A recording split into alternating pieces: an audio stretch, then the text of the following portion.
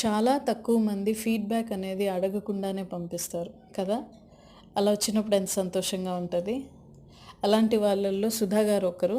సుధా గారు వెల్లూరు నుంచి. ఈమె మన ప్రొడక్ట్స్ 3 సంవత్సరాల నుంచి యూజ్ చేస్తున్నారు. ఫస్ట్ హెయిర్ కోసం వచ్చారు. హెయిర్ ప్రాబ్లమ్ సరైన తర్వాత స్కిన్ కొరకు.